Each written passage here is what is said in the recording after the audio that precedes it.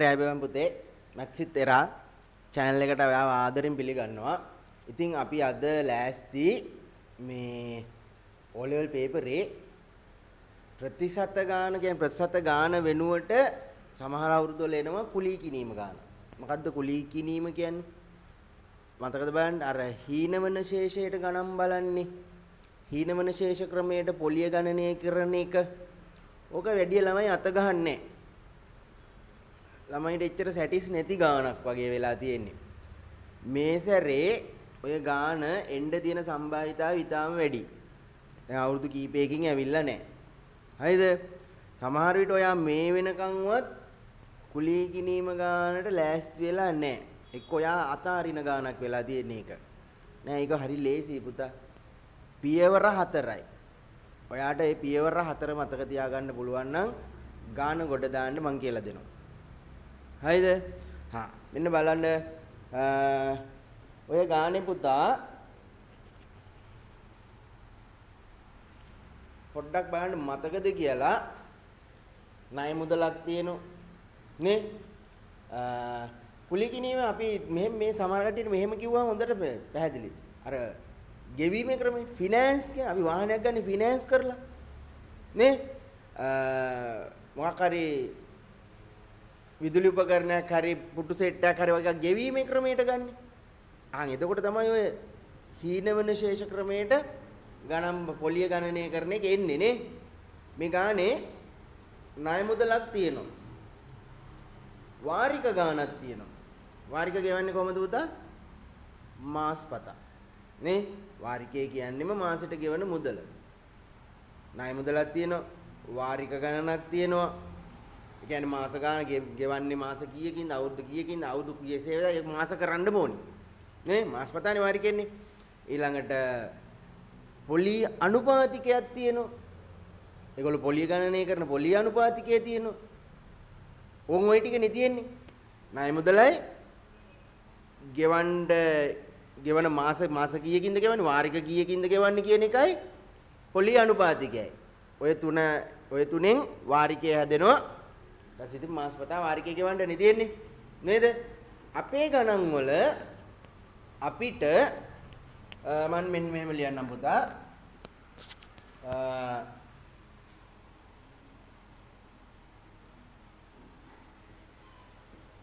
ණය මුදල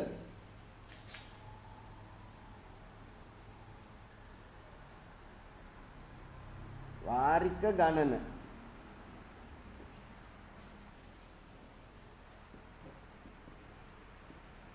පොලිය අනුපාතිකය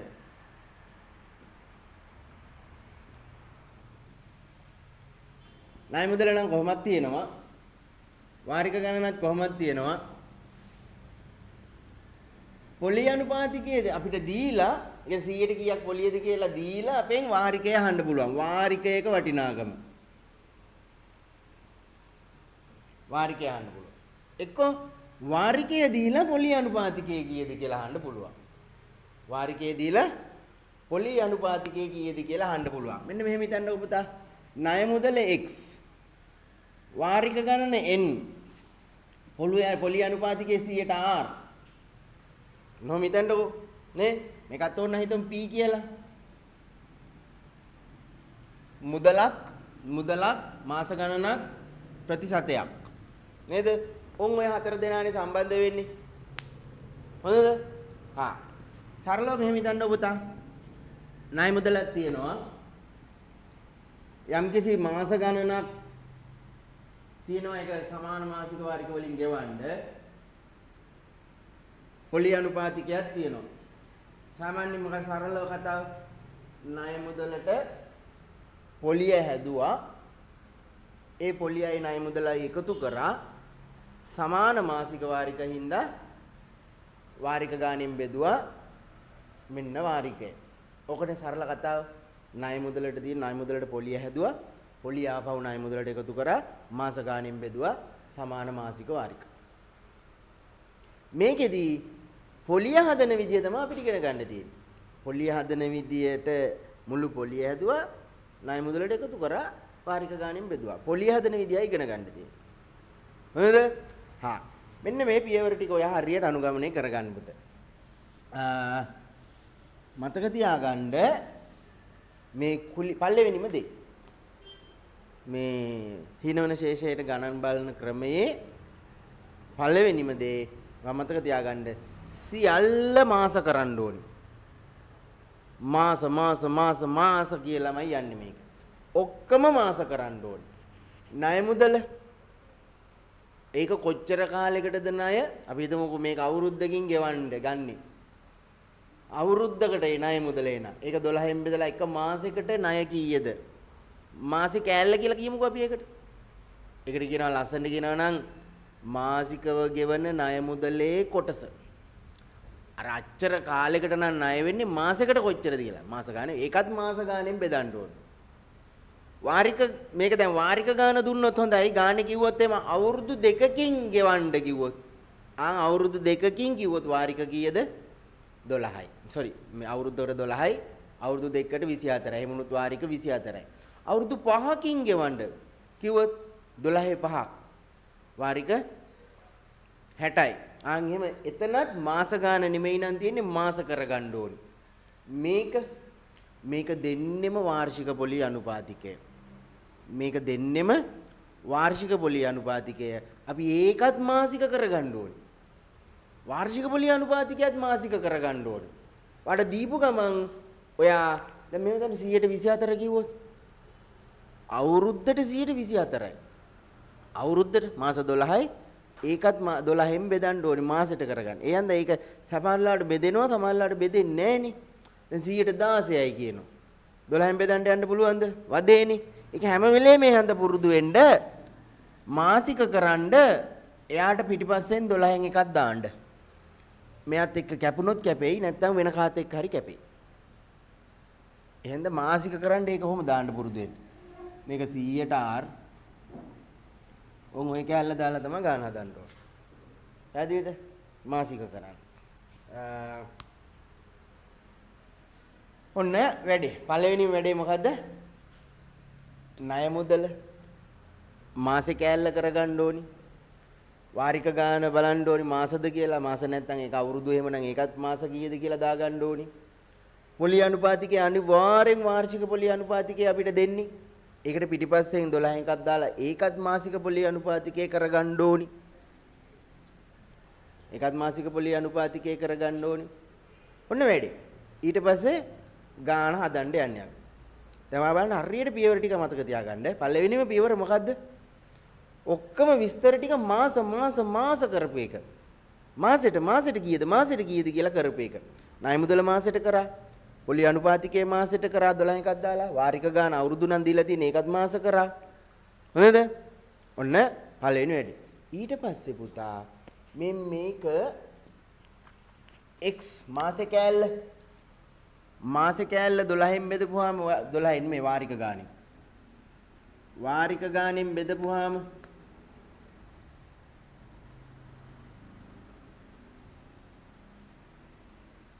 ණය මුදල වාරික ගානෙන් බෙදපුවාම මොකක්ද වෙන්නේ? මාසිකව ගෙවන ණය මුදලේ කොටස. අන්න හොඳට මතක තියාගන්න. මේකේ ඔක්කොම දුවන්නේ මාසත් එක්කනේ.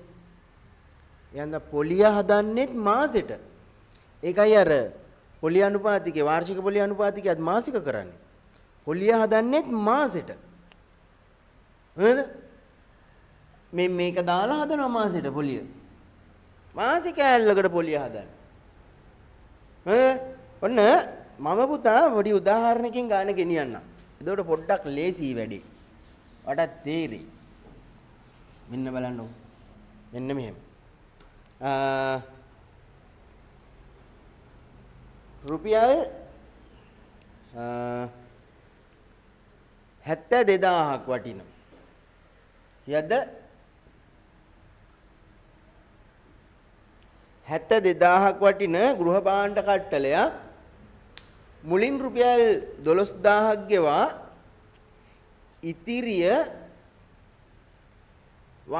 වර්ෂයකින් එහෙම නැත්නම් සමාන මාසික වාරික 12කින් ගෙවා නිම කිරීමට මිලදී ගත හැක.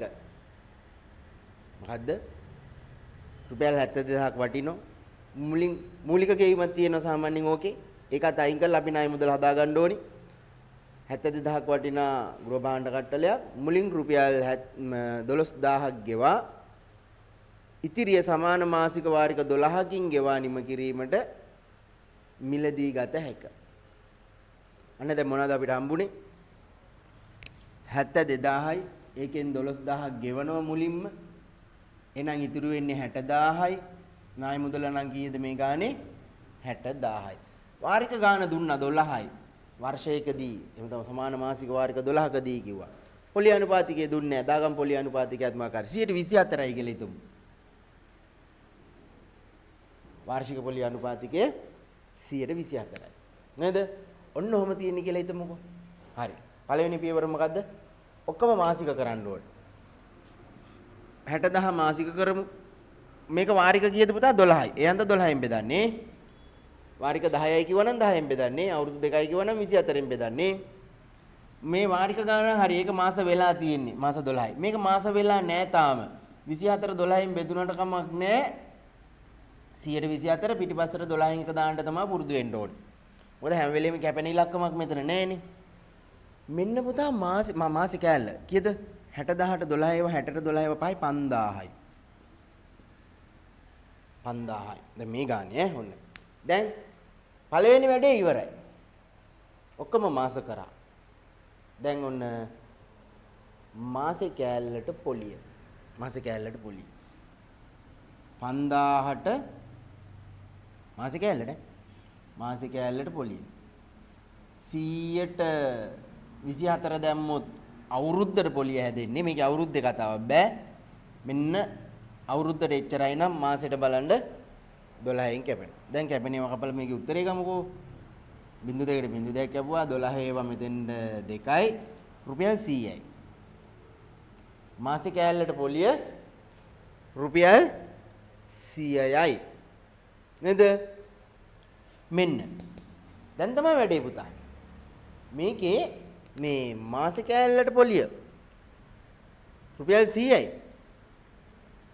හැබැයි අපි ණය 60000ක් ණයයි. මේගොල්ලෝ පොලිය හදන්නේ කොහොමද දන්නවද? පළවෙනි මාසෙදී අපි 5000 කෑලි 12ම ණයයි. 5000 කෑලි 12ම ණයයි. එතකොට එන එක 5000කට 100 ගානේ 100 ඒවා 12ක් හදනවා.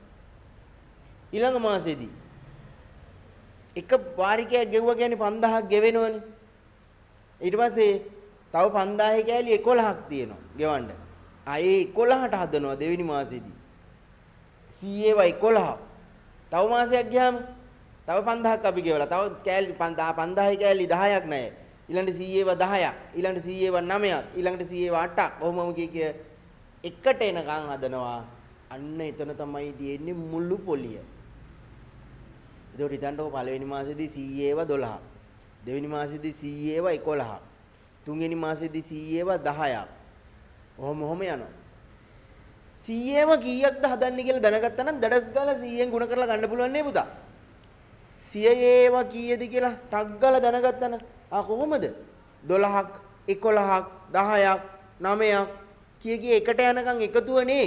මොකද්ද මේ චූටි කාලේ ඉගෙන ගත්තා එක්ක 10 වසර සමාන්තර ශ්‍රේණි පාඩම එක්ක චූටි කාලේ ඉගෙන ගත්තා ත්‍රිකෝණ සංඛ්‍යා රටාව 12 11ක් 10ක් 9ක් කී එකට යනකම් යනවා. මේ පැත්තේ ඉඳන් බැලුවොත් මේ මොකද්ද 12 වෙනි ත්‍රිකෝණ සංඛ්‍යාව.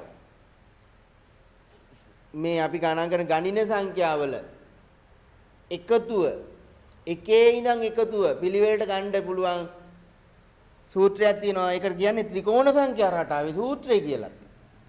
n බෙදීම 2 n ධන 1 නේ. එකේ ඉඳන් 20ට යනකම් ඉලක්කම් වල එකතුව. එකේ ඉඳන් 20ට යනකම් ඉලක්කම් වල එකතුව 20 බෙදීම 2 20 ධන 1. ඒකයි මේ n දාගත්තේ පොදුවේ. එහෙනම් n කියන්නේ මොකක් වෙන්න ඕනද? මේ මොකද්ද? මාස ගණන. මාස ගණන දාලා ටක් ගාලා මේකෙන් මේ ගානේ නම් 100 කෑලි කීයක් හදනවද කියලා හදා ගන්න පුළුවන්. අන්න මුළු පොලිය ඇවිල්ලා ඉවරයි. 100 කෑලි කීයක් හදන්න තියෙනවද? පළවෙනි මාසෙට 12ක්, දෙවෙනි මාසෙට 11ක්, තුන්වෙනි මාසෙට 10ක් කී එකට එනකම් අන්තිම මාසෙට එනකම්. අන්න එතනින් මුළු පොලිය එනවා. නේ මේ ටිකේ එකතුව ඒකට හරි ලස්සන වචනයක් තියෙනවා. මොකද්ද? මාස ඒකක ගණන. ඒ කියන්නේ මාස ඒකක ගණන. ආයෙනම් මේක මතක තියාගන්න ඕනි ඔයා. මාස ඒකක ගණන හොයන සූත්‍රය. මාස ඒකක ගණන හොයන සූත්‍රය. අන්න පළවෙනි වැඩේ මොකද්ද කරේ? හයි කියනවා. ඔක්කොම කෑලි ටික මාස කරා. මාසේ කෑල්ලට පොලිය හදාගත්තා. මුළු පොලිය හදන්න තියෙනවා. මුළු පොලිය හදන්න කලින් මාස ගාන ඕනි. නේද? මුළු පොලිය හදන්න කලින් මාස ගණන ඕනි. දැන් පුතේ ඔයා ගාව මේ විස්තර ටික තියෙනවනේ. මම මේ හරිය පොඩ්ඩක් මකලා බෝඩ් එකේ ඉඩ හදාගන්නම්. මතක තියාගන්න මාසෙට ආවේ රුපියල් 100ක්. ඒ කියන්නේ 1 රුපියල් 5000කට පොලිය ආවේ රුපියල් 100යි කියලා. එන් ඩක් ගාලා මාස ගානේ මාස ඒකක ගානේ හෙව්වා. එන් බෙදීම 2 එන් ධන 1න්. මේකේ මාස කීයද? 12යි. 12 බෙදීම 2 12 ධන 1 එහෙනම් නේ. මෙයාත් එක්ක මෙයා ඉරට්ටේ වුණොත් මෙයාත් එක්ක කැපෙනවා. බැරිලා මෙයා ඉරට්ටේ නොවුනොත් බය වෙන්න එපා මෙතනින් ඉරට්ටේ වෙනවා. මේ දෙක කැපිලා කොහෙන් හරි කැපිලා යනවාමයි දෙක. මෙන්න මේ කැපෙනවා 6යි 13යි 13 අරකයි 30 78යි. මේගොල්ලෝ රුපියල් 100 කෑලි කීයක් හදනවද මුළු පොලිය විදියට? 78ක්. කොහමද 100 කෑලි 78ක්. ඔන්න බලන්න මේ පොලි ක්‍රමයේ අර චූටි කාලේ සුළු පොලිය 10 වසර 11 වසර වැල් පොලිය මේක ඔන්න අනිත් ක්‍රමය හීනවන ශේෂ ක්‍රමය. හරි එහෙනම් මුළු පොලිය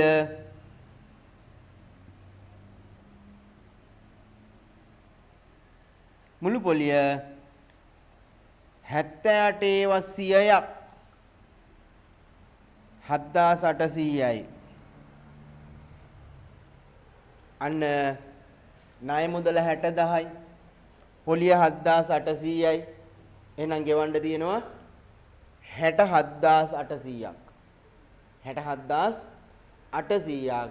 ඕම් ඔය 67800 ආපහු 12න් බෙදලා සමාන මාසික වාරික 12ක් හදනවා. පොලිය අර විදියට හදද්දි පළවෙනි මාසෙට වැඩි දෙවෙනි මාසෙට අඩුයි ඔහොමම අඩු වෙවි යන්නේ. ඒක හීනවන ශේෂ කියන්නේ.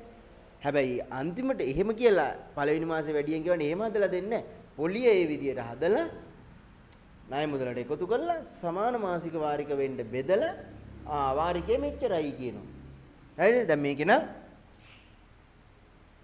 60000යි 7800යි එකතු කරනවා. ඒකට නිකන් ටක් ගාලා එනවනේ 67800 කියලා ලියා ගන්නම් ඈ. ඔයා එකතු කරලා පෙන්නන්න ඕනේ. බෙදුවා 12යි. මෙන්න මෙතනින් එන උත්තරේ තමයි වාරික. 67ට 5යි 60යි 7ක් ඉදිරියේ 78ට 12 ඒවා 72ට 6යි 72ට 6යි 8ක් 6ක් ඉදිරියේ 60ට ආයෙත් 5යි බිඳුවයි රුපියල් 5650ක් වෙනවා වාරිකය. හරිද? 5650ක් වෙනවා වාරිකය. ඔන්න පුතේ පොලි අනුපාතිකයේ දීලා වාරිකේ හොයන්න කිව්වොත් අපිට ඔන්න පියවර ටික. බලන්න පියවර ටික මොකද්ද? ඔයා පළවෙනි වැඩේ දඩබඩ ගාලා ඔක්කොම මාස කරගන්න ඕනේ. ණය මුදල මාසේ කෑල්ල කරගන්න ඕනේ. පොලි අනුපාතිකයේ පිටිපස්සට 12න් එකක් දාන්න ඕනේ. ගෙවන කාලේ අවුරුදු වලින් දුන්නොත් ඒකේ මාස කීයද කියලා බලා ගන්න ඕනේ. ඔය වැඩ ටික. ඊට පස්සේ මාසේ කෑල්ලට ටක් ගාලා පොලිය හැදුවා. පොලිය හදන්නේ මාසෙට හින්දා මේ පිටිපස්සට 12න් එක දාපු එක එහෙම දාලා හදන්නේ නේ. මාසේ කෑල්ලට පොලිය හැදුවා. ඊට පස්සේ පොලිය ඒ වගේ කීයක්ද කියලා හොයාගන්න තියෙනවා. ඒකට මාස ඒකක කිව්වා අපි නේ. දැන් මේ නම් කියලා මේ තාක්ෂණික වචන දාලාම කතා කරමු. මාස ඒකක ගාන හොයන සූත්‍රයක් තියෙනවා පොඩි සූත්‍රයක්.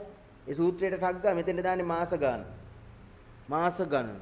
අවුරුදු දෙකකින් ගෙවා ගන්න නම් ගිවස ගත්තේ මෙතෙන්ට 24 දාන්න ඕනේ. නේ? අවුරුදු 3කින් නම් 36.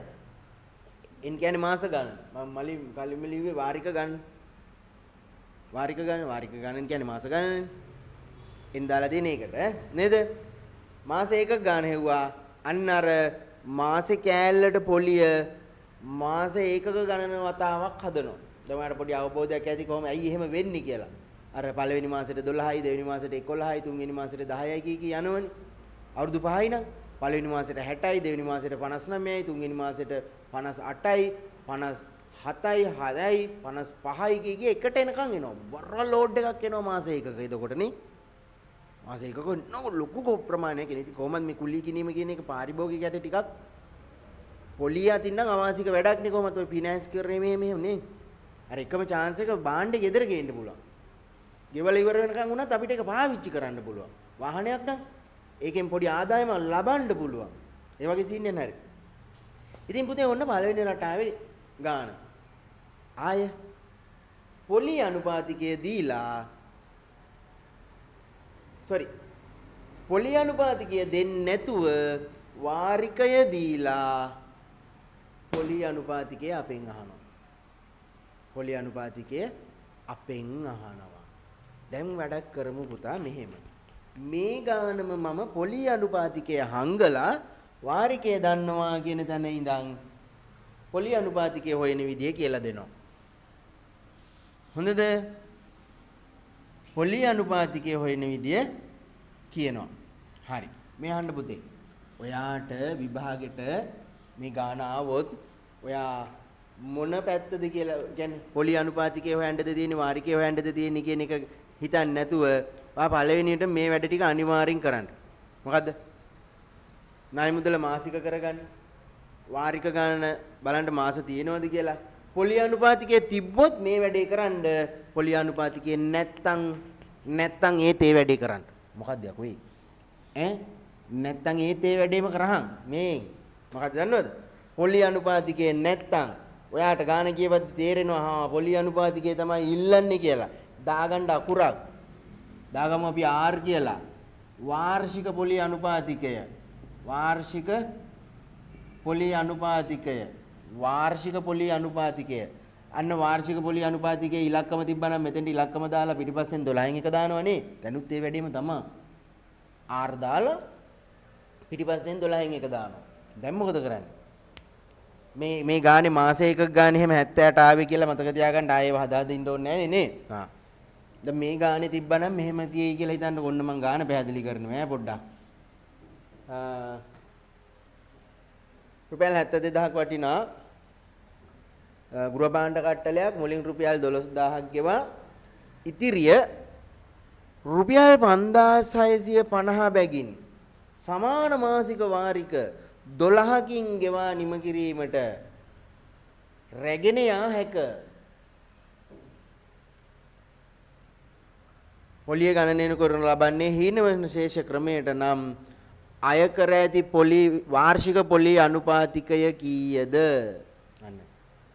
අය කරලා තියෙන වාර්ෂික පොලි අනුපාතිකය කීයද කියලා අපෙන් අහනවා. එතකොට වාට දැනනවා පොලි අනුපාතිකය අහන්නේ R අහන්නේ. R අහන්නේ. අර වැඩ ටිකමයි මොකද්ද? මාස කරනවා ඔක්කොම මාස කරනවා ඊළඟට කරේ මොකද්ද? පළවෙනි වැඩේට මාසේ කෑල්ලට පොලිය හැදුවා. මොකද්ද? මාසේ කෑල්ලට පොලිය හැදුවා. ඉතින් R නේ. ඔව් R තමයි දැනුත් හදනවා. මාසේ කෑල්ලට පොලිය. මේක දැන් මේවත් ඕනේ නැන්නේ පුතා. 72000යි 12000ක් ගෙවුවා 60000යි 60000 මාසේ කෑල්ල කරන්න වාරික 12 හින්දා 12න් බෙදුවේ වාරික 12යි හින්දා 12න් බෙදුවේ වාරික 10යි කිව්වනම් 10න් බෙදන්නේ. මාසේ කෑල්ලට පොලිය 5000ට පොලිය වාර්ෂික නම් 100ට R ඔන්න මාසික කරා. මේ මාසේ කෑල්ල පොලිය කැපෙන පොඩ්ඩක් කපලා දාමු. 50යි R යට 12 50යි R යට 12 තවත් කැපෙන කමන්නේ. ඉතර දඟලන්න ඕනේ ලස්සනයිනේ මේ 50 12 ඔය තිබ්බදේ. ආයෙ කැපුවොත් මේක 6 වෙනවා මේක 25 වෙනවා කිසි ප්‍රශ්නයක් නැහැ. හරිද? මෙන්න මාසේ කෑල්ලේ පොලිය. ඊළඟට මුළු පොලිය හදනවා ණය මුදලට එකතු කර එහෙමනේ යන්නේ මුළු පොලිය හදනවනේ. මාසේ කෑල්ලේ පොලිය මුළු පොලිය වෙන්නේ මොකෙන්ද? මතකද? අර සූත්‍රේ n බෙදීම 2 n දාන 1 දාලා එන මාස ඒකක ගණනෙන් ಗುಣ කරලා මේක ආය මාස එකක ගන්න හදා දෙන්න ඕනේ නැහැ. n බෙදීම 2 n දාන 1 දැම්මේ 12 දාලා ආව 78. මේක පුතා 78න් ಗುಣ කරපුවාම මොකද වෙන්නේ? හොඳට තේරුම් ගන්න බලන්න මේ මොකද්ද? මේ මොකද්ද? මුළු පොලිය. මේ ඇවිල්ලා මුළු පොලිය. නේ? ඉතින් පුතා දැන් බැරි වෙලාවත් වෙන වටයකින් කොහෙන් හරි මුළු පොලිය හොයාගෙන එන්න පුළුවන් වුණොත් සමානයි කියලා මේකට දාන්න පුළුවන්. යකෝ ඊට පස්සේ සමීකරණයක් නේ. R හොයාගන්නනේ තියෙන්නේ. නේ? දැන් වටයක් ගහලා එනවා මුළු පොලිය හොයාගෙන. ඇයි බැරිද? පුළුවන් නේ පුතා. ණය මුදල 60000යි. ණය මුදල 60000යි කියන්නේ අපි දන්නවා. 6500 6600 5650 ඒවා 12ක් ගෙවනවා. 5650 ඒවා 12ක් කීයද බලනවා. 60000ට වඩා එනවා. ඉතින් යකෝ මේ වැඩි ටික පොලිය මේක.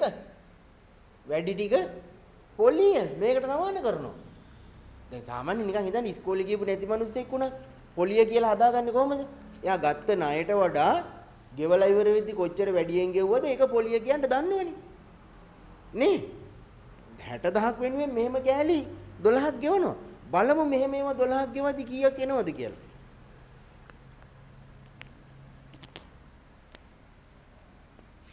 $5650 ඒවා 12ක්. 12.0.0 12.5 6ක් ඉතිරි 12.6 72.6යි 78යි 7ක් ඉතිරි 12.5 67යි 67යි ආන්න 67800ක් එනවා. ඊට පස්සේ අපි තීරණය කරනවා හරි 60000ක් වෙනුවට 67000 ගාණක් ගෙවනවා කියන්නේ මේ 7000 ගාණනේ පොලිය.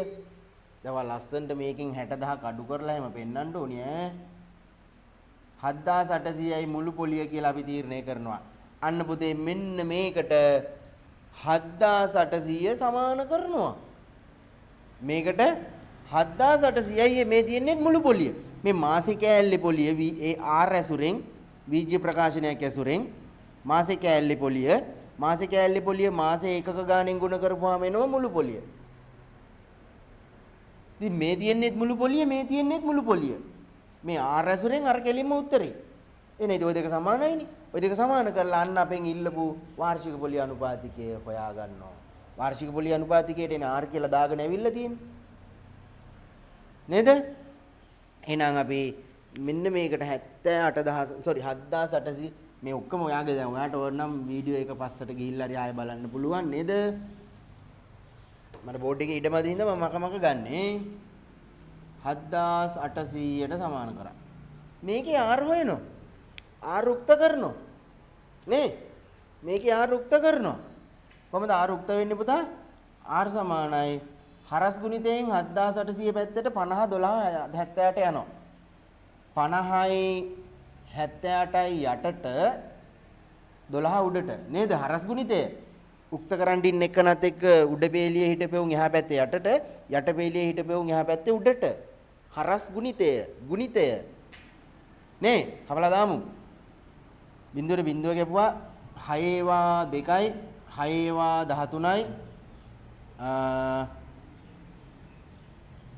අපරාධ නේ මෙහෙම කැපුවේ නේ යකෝ 70ට මෙතන තියෙනවා මෙතනත් 70ට තියෙනවා 78 ඒවා 1යි 78 ඒවා 10යි 10 දෙකෙන් බෙදුනම 5යි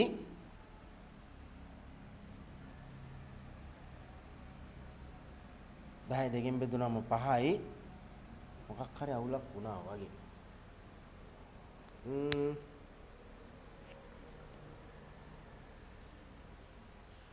7800යි 70ට පල්ලෙහාට ආවා බිඳුවර බිඳුව කැපුණා උඩින් බලන්න පුතේ අපිට අර ආය බලන්න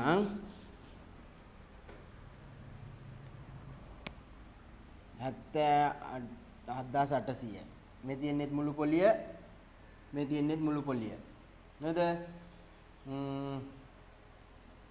උත්තර කරගත්තා R 50යි 78යි යටට 12 උඩට බිඳුවර බිඳුව කැපුවා 78 ඒවා 10යි හරියයි ලස්සනට ආවා මම දෙක අන්න 124 ආවා. මතකද ඉස්සෙල්ලා 124 දාලා හදපු ගාන නෙමෙයි නේ. එන්න බෑ 124ම. 124 දාලා මුලින් ඉඳන් අගට ගියපු ගාන නෙමෙයි ආපහු අග ඉඳන් ආවේ. 124 දුන්නේ නැත්තම් පොලිය දුන්නේ නැත්තම් පොලිය හොයන එක නෙමෙයි පෙන්නගෙන ආවේ නේ. ඔන්න පුතේ වැඩි. බලන්න මොන ප්‍රශ්නේ අහලා තිබ්බත් අපිට අනුගමනය කරන්න තියෙන පියවර ටික එකයි. මොකද්ද? සියල්ල මාස කරගත්තා. ඒ මාස කරන අතරතුර පොලිය අනුපාතිකයේ දීලා නැත්තම් එයාට R දාලා එයාවත් මාස කරනවා. 100න් R ලිව්වා 12 එකක් දැම්මා. ඊට පස්සේ මාසේ කෑල්ලට පොලිය. මාසේ කෑල්ලට පොලිය. මේක ඉලක්කමක් දීලා තිබොත් ලස්සන මාසේ කෑල්ලට පොලියක් එනවා ඔයාට. තිබ්බේ නැත්තම් R ඇසුරෙන් එනවා. අවුලක් නැහැ. ඊට පස්සේ තුන්වෙනි වැඩේ මාස ඒකක ගාන හෙව්වා. මාස ඒකක ගාන හොයන්නේ මොකෙන්ද? n බෙදීම 2 වරහන් ඇතුලේ n දාන 1 කියන සූත්‍රයෙන්. ත්‍රිකෝණ සංඛ්‍යා සූත්‍රයෙන්. ඒ සූත්‍රයෙන් මාස ඒකක ගාන හෙව්වා. මාසේ කෑල්ලේ පොලිය මාස ඒකක ගානෙන් ගුණ කරා ඒ එන්නේ මුළු පොලිය.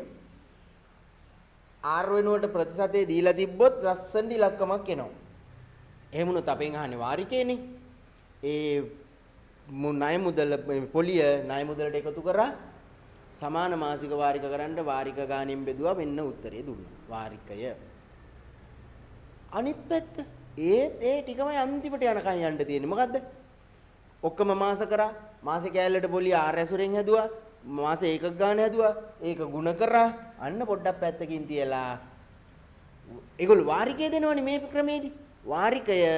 වාරික ගානෙන් ගුණ කරලා ණය මුදලට වඩා වැඩියෙන් කොච්චරද කියන එකේ මුළු පොලිය හොයාගෙන ඇවිල්ලා මුළු පොලිය අර R ඇසුරින් ඉන්න ප්‍රකාශනයට සමාන කරලා R උක්ත කරපු ගමන් වාර්ෂික පොලිය අනුපාතිකය එනවා. බලන්න ඔය පියවර ටික ලස්සනට හදාගන්න පියවර හතර හදාගන්න පුතා. මොන ක්‍රමයකට ඔය රටා දෙකෙන් ඇරෙන්න ගන්න වෙන්නේ නැහනේ. ඔය රටා එක්ක R හොයන්න එක්ක R වාරිකේ හොයන්න. දෙකටම එකම පියවර ටික අනුගමනය කරලා වැඩේ කරන්න පුළුවන්. නේද? හරි. ඔන්න පුතේ ඉතින් ගාන පැහැදිලි කරා. හොඳද? ඔයා ගණන් ටිකක් හදන්න. ඉතින් මේ පුතේ මේ සැරේ මේ ගාන එනවා බොහෝ දුරට. ලොකු සම්භාවිතාවක් තියෙනවා මේ ගාන එන්න. අයියේ අවුරුදු කීපයකින් ඇවිල්ලා නැහැ. කොහොමත් අවුරුද්දකට දෙකකට සැරයක් දෙනවම තමයි. ඒ හන්ද මේ සැරේ එයි කියලා ෂුවර් කරන්න පුළුවන් 99% විතරම. එයි ගාන එනවා. හරිද? ගානට ලෑස්තිලා යන්න.